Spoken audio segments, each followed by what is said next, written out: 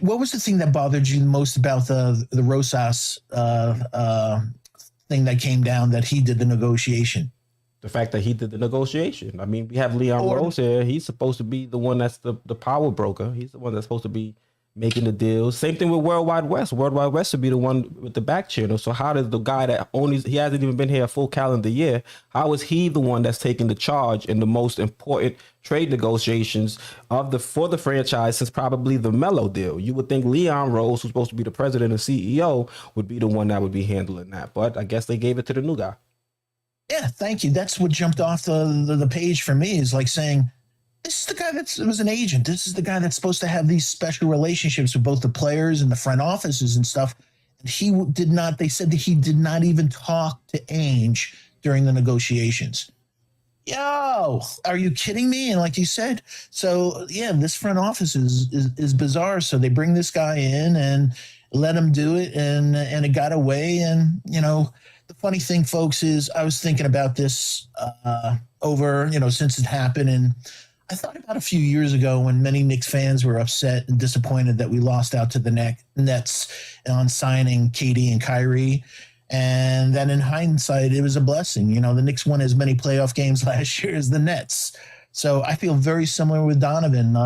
You know, some things, you know, it wasn't meant to be. And I'm glad we didn't sign him at the price, you know, that Ainge was asking.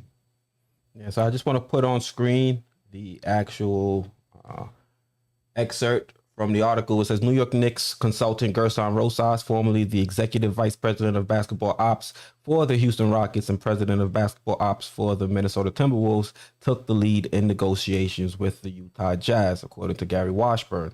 Per that report, Knicks president Leon Rose apparently trusted Rosas with the negotiations, and it became obvious over the past few weeks that the Knicks were in the driver's seat to acquire Mitchell, a New York native who wanted to play for the Knicks. Washburn added that Rose and Jazz CEO Danny Ainge did not speak during the negotiations, according to an industry source.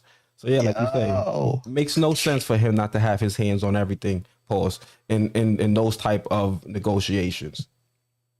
That's why we hired him. Exactly. For him to have those relationships, for him to be the one that can get us that star player at a relatively reasonable price. And he failed. Honestly, I'm happy he failed. But if you see the way or the process in which they went about it, it looked like it was an extremely flawed process. And when we discussed Rosas being brought in, we were saying it seemed like there's way too many cooks in the kitchen right now. Because I mentioned already two guys in Rose and Worldwide West who we brought in to be those negotiators and the guys that can get deals done. And then we go and we bring in another guy in Rosas who doesn't really have the best image around the league.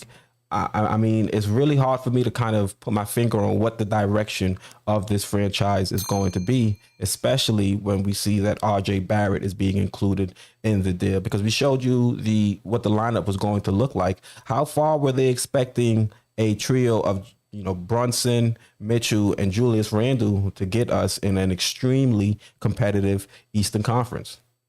Yeah. And folk, I really like iHeart a whole lot, but he's a really good backup center until he proves differently. He's shown, you know, in the past that he gets in foul trouble real quick, you know, and then saying, whoa, he's in foul trouble. We're bringing in Jericho Sims.